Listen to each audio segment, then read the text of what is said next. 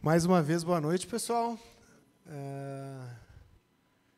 É um grande privilégio a gente poder estar aqui reunido para, mais uma vez, estudar e entender que desafios a Palavra de Deus tem para nós. E nessa noite em especial, eu queria compartilhar um assunto que eu creio que nós, como cristãos, devemos dar muita atenção, e tem me chamado muita atenção ultimamente, que é a questão do perigo iminente que a gente tem, da questão dos falsos mestres, né? E do cuidado que nós, como cristãos, devemos ter com eles. Eu gostaria de tratar esse assunto em específico, porque eu acredito que desde o início da humanidade, os portadores do falso ensino, eles têm incessantemente prejudicado uma boa e sincera relação do homem com Deus, e me entristece muito olhar para a realidade a qual a gente vive hoje e ver que essa condição segue sendo a mesma, continua sendo a mesma, com alguns adendos ainda, né? Porque se você parar para pensar, assim como eu estava refletindo essa semana, nos tempos mais antigos, os falsos mestres, eles tinham que estar com as pessoas, ou as pessoas tinham de ir até eles para estar ouvindo do falso ensino, para estar, de certa forma, sendo enganadas ou ludibriadas por ele, né? E hoje, com a tecnologia, a velocidade de informação e o fácil acesso que a gente tem a essas coisas, às vezes nós mesmos, por não atentar direito para as Escrituras, para os ensinamentos muito claros que Jesus tem para conosco, acabamos, sem querer ou levianamente, buscando e acessando e entendendo e assimilando esse falso ensino para a nossa vida, né? Então, pessoal, tendo essa ideia clara na nossa mente de que a cada esquina hoje a gente encontra vários donos da verdade, verdades essas que muitas vezes acabam sendo egoístas, infundadas e sempre muito convenientes a quem fala, né? Eu queria que a gente observasse um texto que está presente lá em 2 Pedro, capítulo 2, onde nós somos alertados quanto a essa realidade que é muito pertinente para a vida do crente, no sentido de que nós devemos vigiar quanto aos falsos mestres e ao ensino deles, porque certamente tanto a conduta quanto o ensino não agradam a Deus. Tá? Antes de a gente ler o trecho em si, do capítulo 2 de 2 Pedro, eu acho legal a gente contextualizar um pouco sobre o pano de fundo, né, ao qual essa epístola foi escrita, que provavelmente foi por volta de 65 depois de Cristo, pouco antes de possivelmente, né, Pedro ter sido martirizado. Então, apesar de a gente ter algumas divergências na questão da autoria dessa carta, eu acredito que Pedro é o autor, né? E o destino dessa carta, muito provavelmente, é a igreja presente no que hoje seria a área da Turquia atualmente, né? Que na época abrangia Ponto, Galácia, Capadócia, Bitínia e tudo mais. E Pedro escreve tendo em vista as heresias que estavam surgindo ali no meio dessa igreja, nessa região, especificamente nesse período aí que a gente falou antes. Se a gente tivesse que resumir o conteúdo de 2 Pedro em um breve parágrafo, nós poderíamos dizer que a carta tem como objetivo encorajar o cristão a apropriar-se da natureza da sua nova vida em Cristo, para que possa estar seguro diante da crescente apostasia, né, do abandono da fé e os falsos ensinamentos. Então, com isso em mente, pessoal, vamos abrir ali, capítulo 2 de 2 Pedro, e vamos entender alguns fatos importantíssimos em relação à nossa vida e aos falsos mestres e o falso ensino. Vamos começar ali, verso 1 do capítulo 2, diz o seguinte: No passado surgiam falsos profetas no meio do povo, como também surgirão entre vocês falsos mestres. Esses introduzirão secretamente heresias destruidoras, chegando a negar o soberano que os resgatou, trazendo sobre si mesmos repentina destruição. Muitos seguirão os caminhos vergonhosos desses homens, e por causa deles será difamado o caminho da verdade. Em sua cobiça, tais mestres os explorarão com histórias que inventaram. Há muito tempo a sua condenação paira sobre eles, e a sua destruição não tarda. Pois Deus não poupou os anjos que pecaram, mas lançou no inferno, prendendo-os em abismos tenebrosos, a fim de serem reservados para o juízo. Ele não poupou o mundo antigo quando trouxe o dilúvio sobre aquele povo ímpio, mas preservou Noé, pregador da justiça, e mais 7 pessoas. Também condenou as cidades de Sodoma e Gomorra, reduzindo-as a cinzas, tornando-as exemplo do que acontecerá aos ímpios. Mas livrou Ló, homem justo, que se afligia com o procedimento libertino dos que não tinham princípios morais. Pois vivendo entre eles, todos os dias, aquele justo se atormentava em sua alma, justa por causa das maldades que via e ouvia. Vemos, portanto, que o Senhor sabe livrar os piedosos da provação e manter em castigo os ímpios para o dia do juízo, especialmente os que seguem os desejos impuros da carne e desprezam a autoridade. Insolentes e arrogantes, tais homens não têm medo de difamar seres celestiais. Contudo, nem os anjos, embora sendo maior em força e poder, fazem acusações injuriosas contra aqueles seres na presença do Senhor. Mas eles difamam o que desconhecem e são como criaturas irracionais, guiadas pelo instinto, nascidas para serem capturadas e destruídas. Serão corrompidos pela sua própria corrupção. Eles receberão retribuição pela injustiça que causaram. Consideram prazer entregar-se à devassidão em plena luz do dia. São nódoas e manchas, regalando-se em seus prazeres, quando participam das festas de vocês. Tendo os olhos cheios de adultério, nunca param de pecar, iludem os instáveis e têm o coração exercitado na ganância. Malditos! Eles abandonaram o caminho reto e se desviaram, segundo o caminho de Balaão, filho de Beor, que amou o salário da injustiça. Mas em sua transgressão foi repreendido por uma jumenta, um animal mudo, que falou com voz humana e refreou a insensatez do profeta. Esses homens são fontes sem água e névoas impelidas pela tempestade. A escuridão das trevas lhes está reservada. Pois eles, com palavras de vaidosa arrogância e provocando os desejos libertinos da carne, seduzem os que estão quase conseguindo fugir daqueles que vivem no erro. Prometendo-lhes liberdade, eles mesmos são escravos da corrupção, pois o homem é escravo daquilo que o domina. Se tendo escapado das contaminações do mundo por meio do conhecimento de nosso Senhor e Salvador Jesus Cristo, encontram-se novamente nelas enredados e por elas dominados, estão em pior estado do que no princípio. Tendo sido melhor que não tivessem conhecido o caminho da justiça, do que depois de terem conhecido, voltarem as costas para o santo mandamento que lhes foi transmitido. Confirma-se neles que é verdadeiro o provérbio. O cão volta ao seu vômito e ainda, a porca lavada volta a revolver-se na lama. Vamos orar, pessoal? Senhor Jesus, somos gratos porque a Tua palavra nos expõe um padrão de vida ao qual nós, como Teus filhos, como Teus servos, somos desafiados a viver, Senhor. Nos ajuda nessa noite a entender sobre essa questão dos falsos mestres e dos falsos ensinamentos e que o nosso coração, Senhor, possa ser desafiado, Pai, a Te obedecer, a viver um padrão que Te agrada, a Te seguir na completude da nossa vida, Pai, e que nós possamos entender quais são os desafios que Tu tem para nós acerca desse trecho que a gente leu, acerca da Tua vontade revelada para as nossas vidas, Pai. Abençoe esse nosso momento como igreja agora e que possamos estar com o coração como solo fértil e ensinável diante de Ti, Pai. É o que Te pedimos e agradecemos nesse momento, Senhor. Amém. Então, pessoal, nós vamos falar sobre 3 fatos interessantes que o trecho aponta no que diz respeito aos falsos mestres, aos falsos ensinamentos, né? Acho que o primeiro fato muito interessante está nos primeiros 3 versos ali que a gente leu, em que a gente entende que o surgimento dos falsos mestres não é algo novo, né? Não é uma exclusividade da nossa geração, do nosso tempo, mas desde o princípio, né, quando o autor vai dizer ali que antigamente haviam falsos profetas, agora eles tinham que estar lidando com falsos mestres, a cadência de pessoas tentando torcer a vontade de Deus, o que Deus tinha como desafio para aquele povo e depois para aquelas pessoas, segue-se sendo plantada na vaidade, no egoísmo do coração humano, né?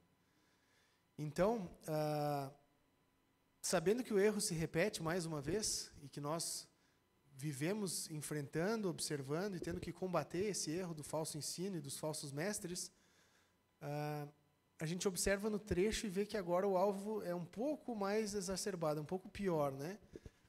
Antes, às vezes, eles agiam só em função dos próprios interesses, dos próprios ganhos, dos próprios privilégios. Aqui no contexto do trecho de 2 Pedro capítulo 2, a gente vê que o falso ensino e os falsos mestres atacavam diretamente a Cristo e sua obra. E aí, para a gente entender um pouco melhor essa questão,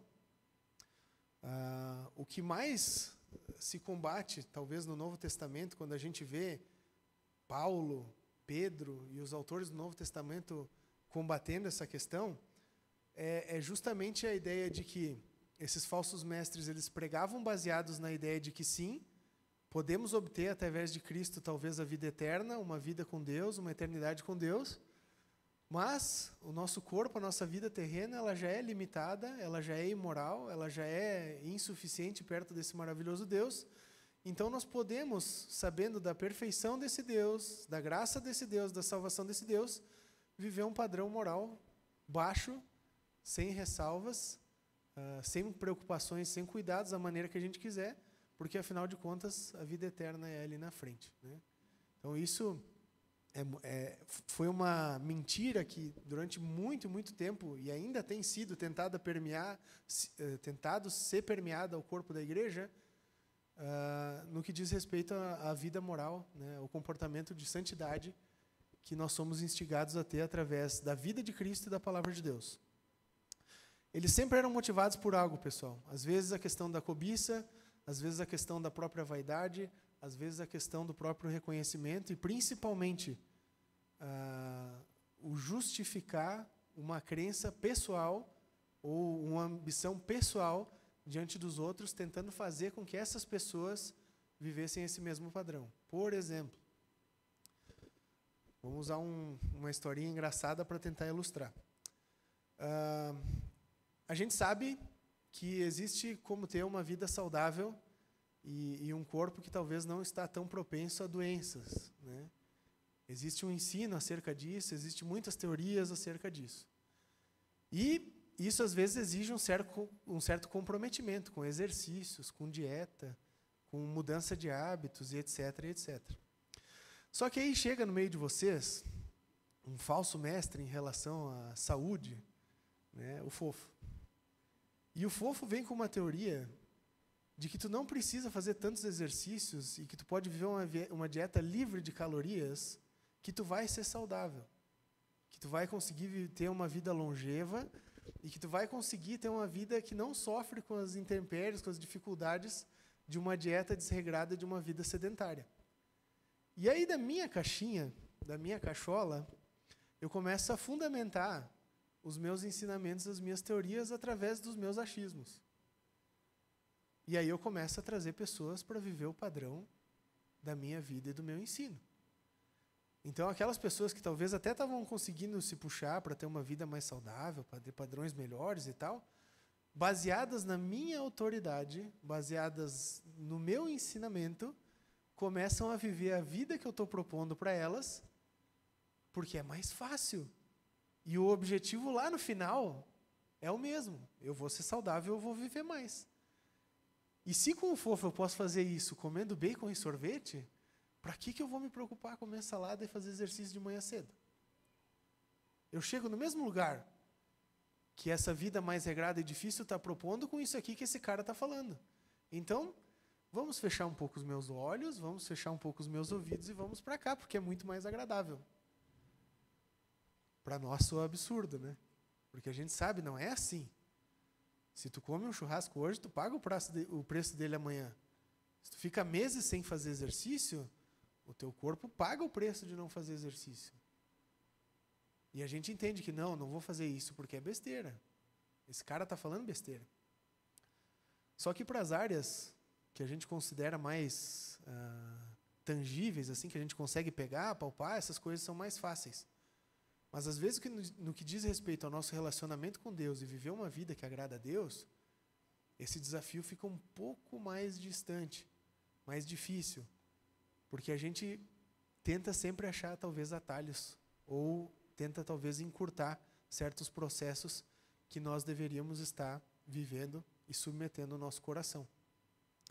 Então, o que a gente viu aqui, colocado por Pedro no início do trecho, soa bem claro. E é baseado na vontade expressa de Deus, as Escrituras. Justamente por saber disso, pessoal, e de entender que ocasionalmente nós vamos confrontar e dar de frente com esses falsos ensinos e com esses falsos mestres, é que a gente tem que saber nos portar como portadores da verdade, como conhecedores do verdadeiro ensino, como seguidores do único e verdadeiro mestre, o Senhor Jesus Cristo.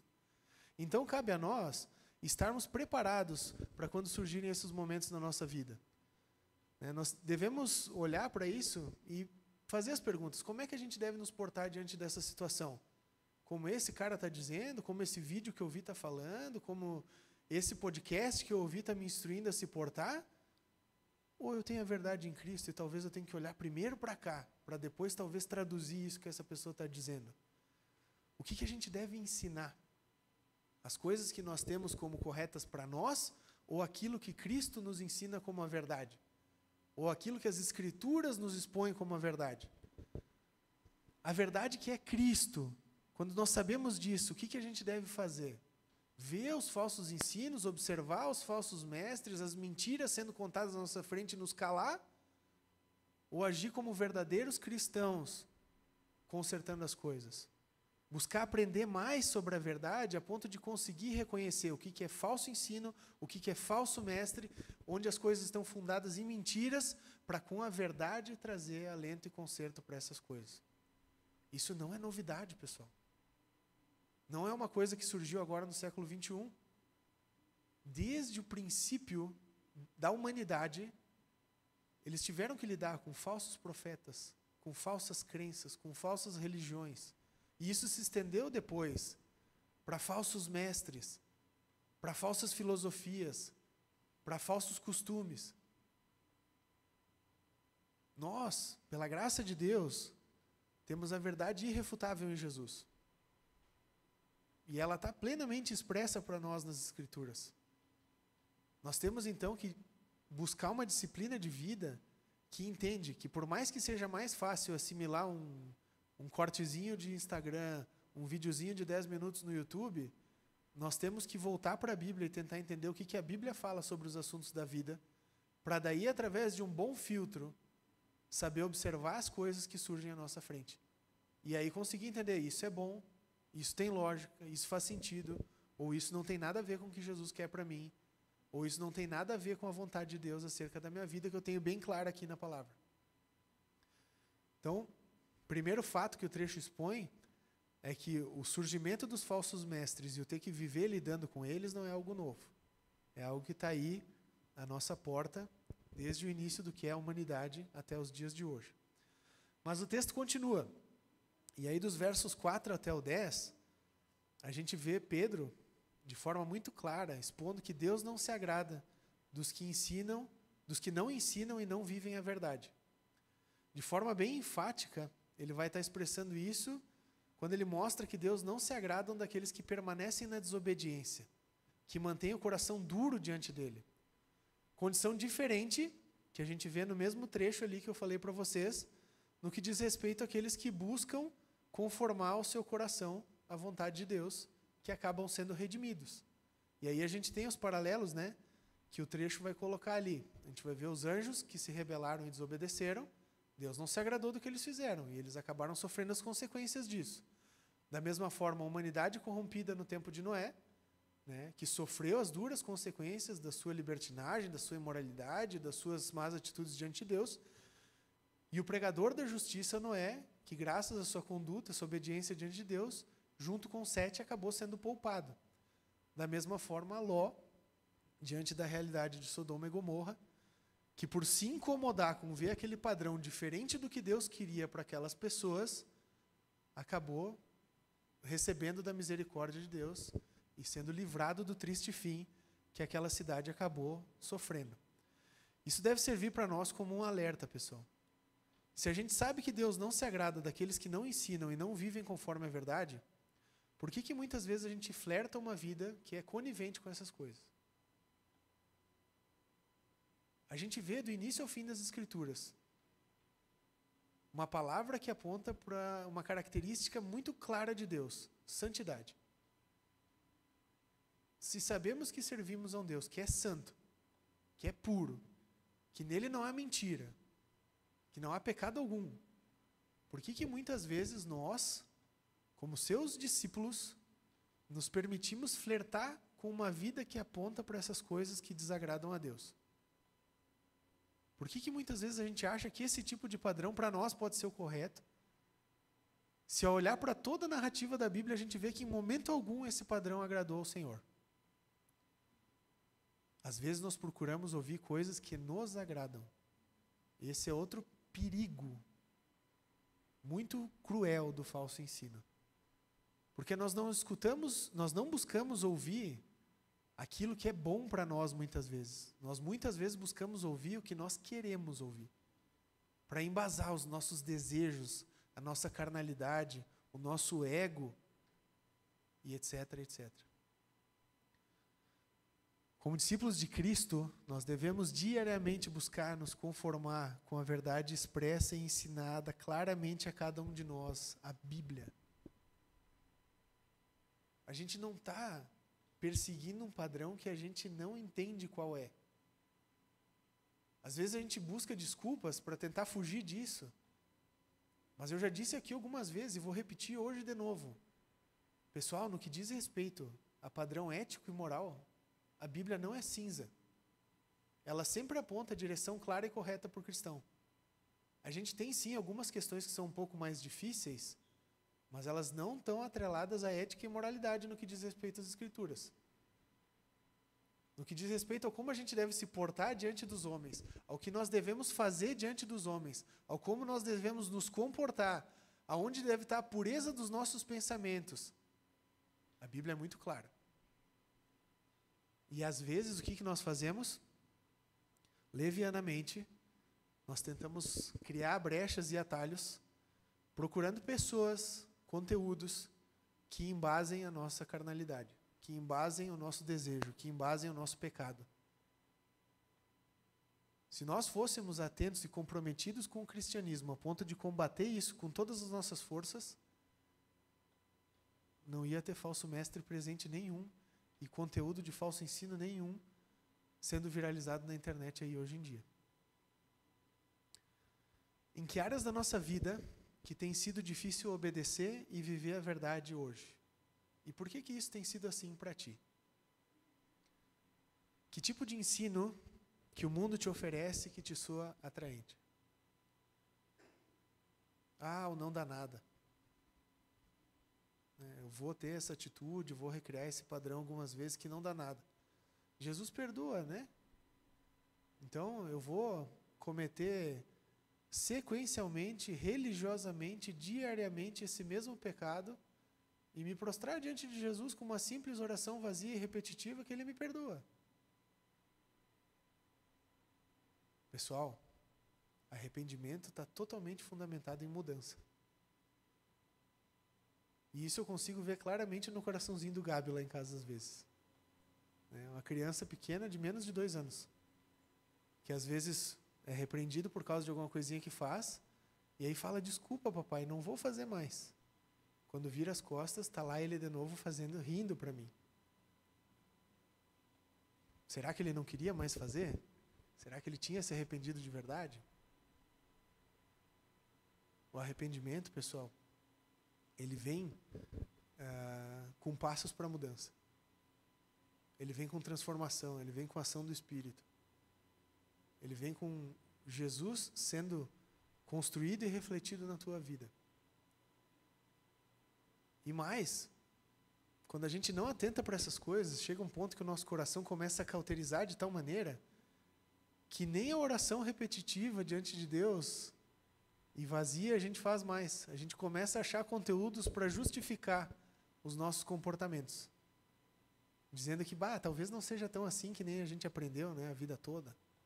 Talvez agora aqui, tem um novo autor, uma nova visão, inventaram a roda magnificamente, aí eu posso me comportar de uma maneira diferente a qual Jesus expõe através do Evangelho, porque esse cara escreveu isso. É absurdo, gente. E eu não estou me colocando aqui na posição de ser perfeito, que não tem mudanças a serem feitas na minha vida. Mas eu estou dizendo que isso não deixa de ser absurdo. E como a gente tem facilidade em algumas áreas, a gente não se importa em baixar o padrão em outras. Por exemplo, eu não tenho problema com talvez imoralidade, pornografia, etc. Mas no ser regradinho no imposto da minha empresa, o governo é corrupto. O governo desvia dinheiro, só tem ladrão no Congresso, só tem ladrão no Senado, e aí eu vou ter que embasar esses caras? Eu vou ter que ser legal com esses caras? Não, isso aqui não merece. Ou tipo, ninguém está vendo como eu me comporto aqui no trânsito. Então, assim, eu frequento a igreja assiduamente, eu vou no grupo célula, eu sou um bom marido, eu sou um bom pai, mas aqui eu posso extravasar, porque eu tenho direito. Em algum momento das Escrituras a gente vê que o Jesus quer o nosso coração por fatias, pessoal. Em algum momento a gente vê Jesus dizendo, pega 60% do meu corpo, do teu corpo e me segue. Ou coloca só as tuas mãos e a tua cabeça diante da cruz e o que ficar para trás, tudo bem?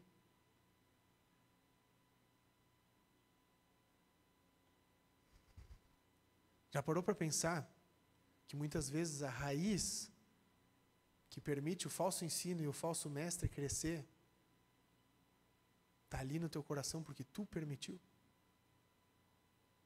Porque tu foi conivente? Porque quando nós sabemos que alguma coisa faz mal para nós, nos prejudica, ou nos afeta negativamente em qualquer área, normalmente a gente combate, a gente cerca, a gente protege, a gente não deixa entrar. Se nós sabemos que isso é bom para a nossa vida como um todo, nós devemos levar essa postura principalmente com o nosso cristianismo. Porque Jesus sempre deveria ser o centro das nossas vidas. E o último fato interessante que o trecho expõe, e eu acho legal a gente observar isso com calma, vai ser da segunda parte do verso 10 até o final do trecho, onde Pedro vai deixar bem claro que os falsos mestres e o falso ensino em nada coopera para com o reino. Pedro vai encerrar o capítulo de forma a realmente nos desencorajar a seguir qualquer tipo de falso mestre ou falso ensino.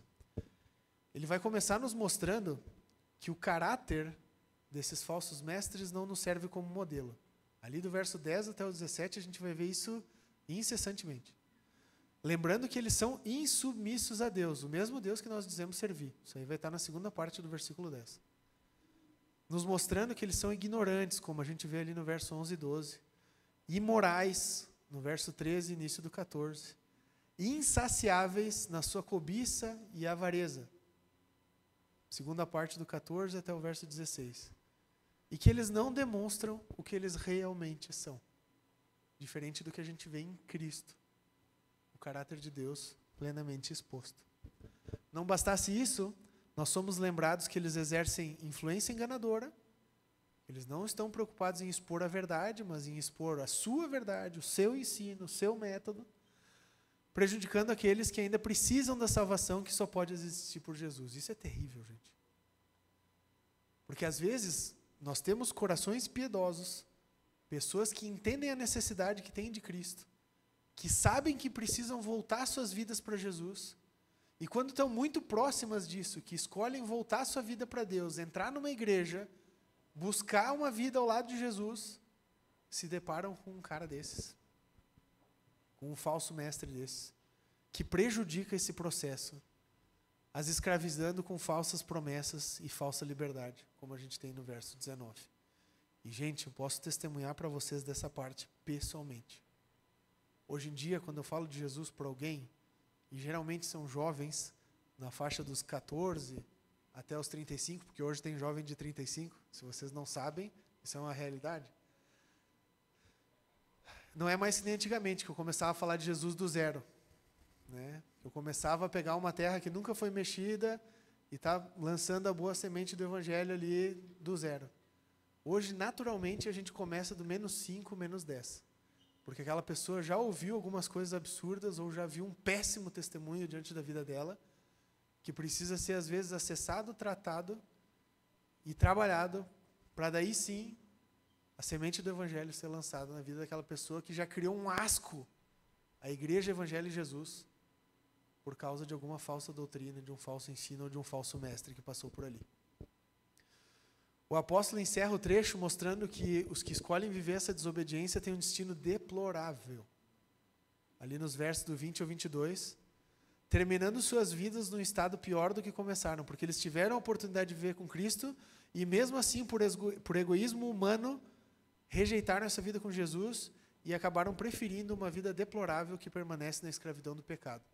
E aí a gente olha para os exemplos que ele cita dos provérbios ali, do cão que vai voltar ao seu vômito e ainda da porca que tinha sido lavada e volta a se atirar na lama. E parando para analisar esses provérbios de maneira mais profunda, se tu pensar, o cão vomitou algo que estava fazendo mal ali dentro dele. Ele comeu alguma coisa estragada, ele estava passando mal, alguma coisa incomodou o estômago daquele bicho a ponto de ele vomitar aquilo ali. E irracionalmente, o cachorro volta a pôr o fuço naquilo que lhe fez mal. Na mesma condição, a porca, que estava suja, imunda, deplorável, foi limpinha, lavada, toda cuidada, escolhe se atirar na lama e ficar toda suja de novo.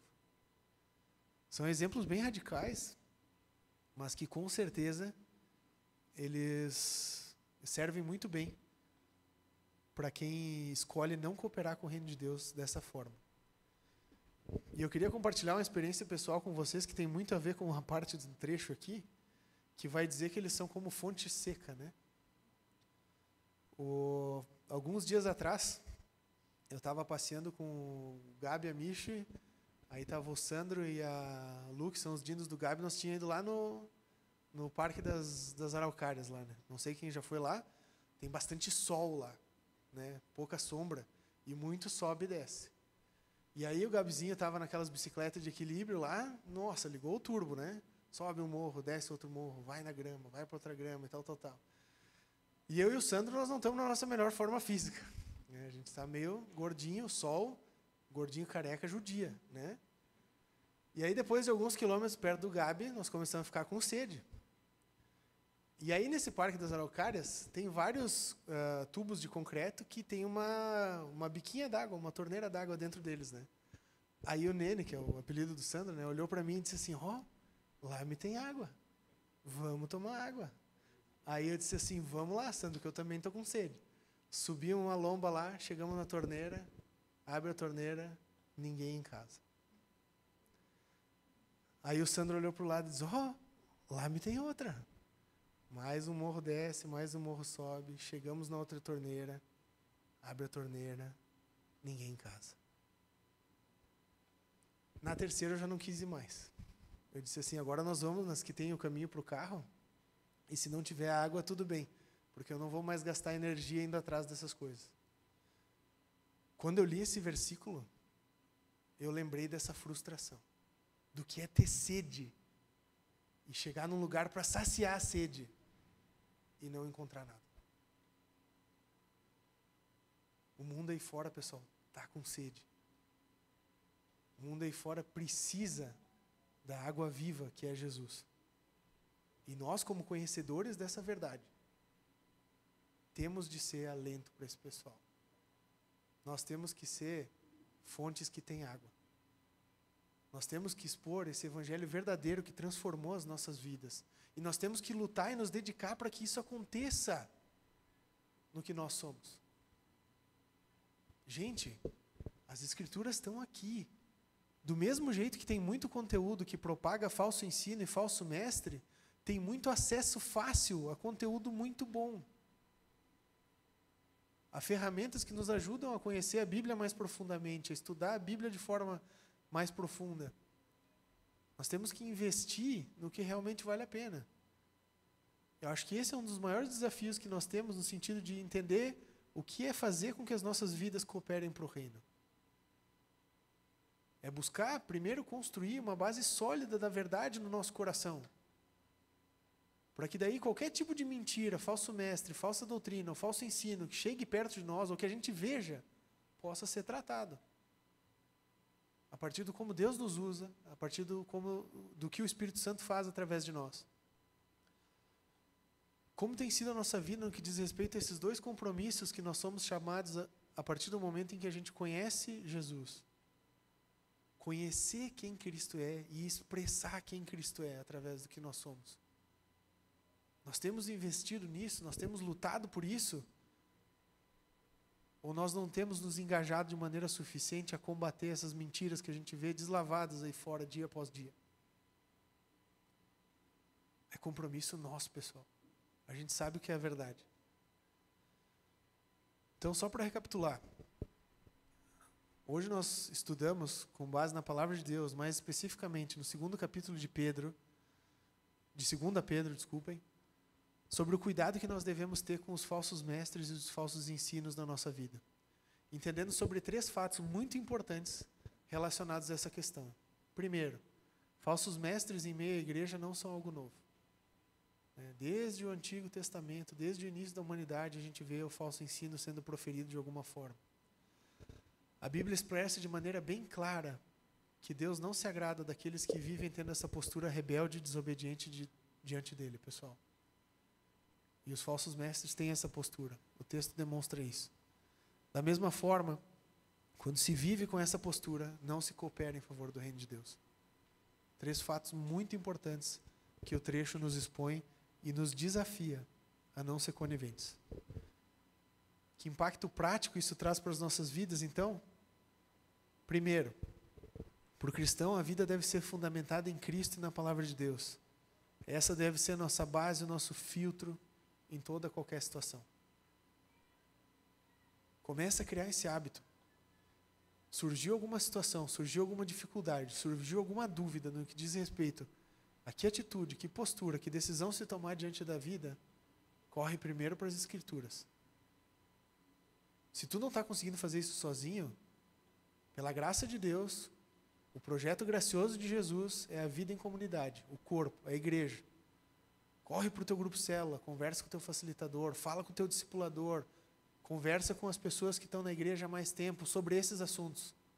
Que com certeza, esses cristãos sérios, maduros e comprometidos vão te mostrar na Bíblia a vontade de Deus acerca das coisas. Não nos achismos e não nas vidas pessoais de cada um deles. Temos o chamado e a responsabilidade de falar e ensinar de Jesus a todos que vivem ao nosso redor. Nós, pessoal, a partir do momento que conhecemos a verdade, somos chamados a ser fonte que tem água. E essa água tem que ser Jesus. Nós só temos redenção por meio de Jesus, do seu poder e da sua misericordiosa graça.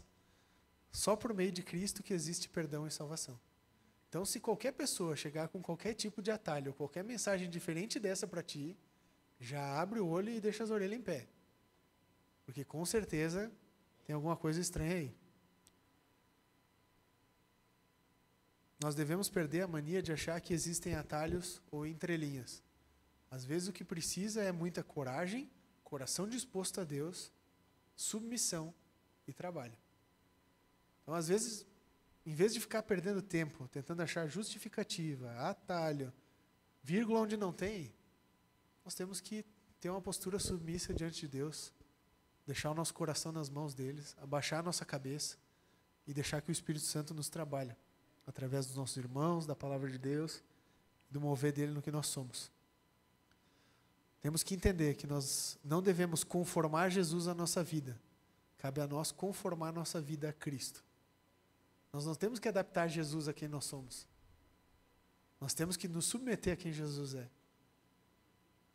Postura de cristão verdadeiro, comprometido, é essa, pessoal. Isso muitas vezes nós temos que saber e entender que vai soar diante do mundo ou diante dos outros como perder, como ser menos, como não ser o legalzão, como não estar dentro dos padrões que todo mundo vive ou diz ser quais são os melhores.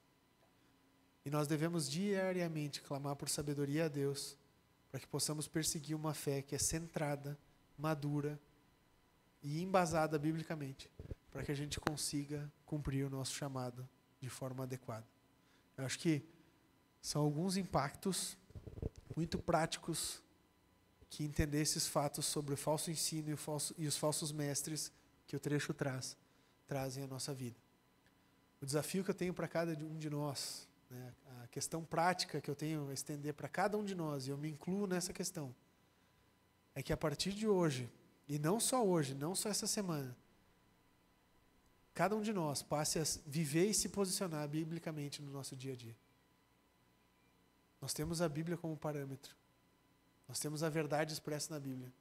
Então, que como cristãos, a gente venha desenvolver o hábito de se posicionar biblicamente nos nossos dias. Eu faço assim porque as Escrituras mostram assim. Eu creio assim porque a Bíblia fala que é assim. Eu tenho essa postura na minha vida porque através da Bíblia eu entendo que é a vontade de Deus acerca de quem eu sou, do que minha família é.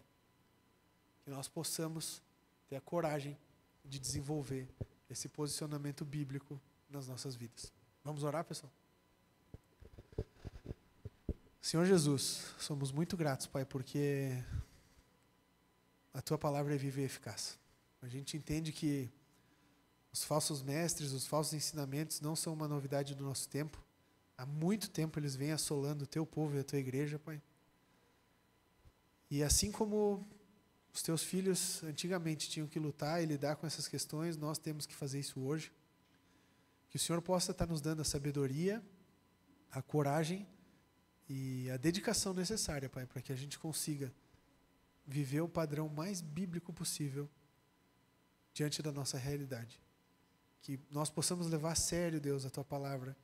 Que nós possamos lutar no nosso íntimo, Deus, para Te obedecer, para Te servir em espírito e em verdade, Senhor. Não só da boca para fora, não só em aparências, mas com a completude do nosso coração, Pai. Nos ajuda a isso. Tu sabe que a gente é muito fraco, Tu sabe que a gente é muito limitado, mas a gente sabe que através do Teu Espírito, Deus, as coisas podem ser transformadas aqui dentro das nossas limitações. Age nas nossas vidas, Senhor, que nós possamos não endurecer o nosso coração diante de Ti, pelo contrário, que a gente sempre venha se submeter à Tua palavra e ao Teu tratar conosco, Pai. E da mesma forma, nos dá coragem de expor isso para as pessoas que estão aí fora, carentes de Ti e do Teu Evangelho, Senhor. Que a gente possa ter a coragem e a audácia necessária para levar do Teu amor e da Tua verdade para esse mundo aí fora que está tão carente de Ti, Pai. Que essa possa ser uma das marcas da nossa comunidade e que como igreja, Senhor, nós venhamos a levar muito a sério esse padrão de viver a verdade dentro do que nós somos e do como nós se relacionamos, Pai. É o que Te pedimos e agradecemos no Teu nome, Jesus. Amém.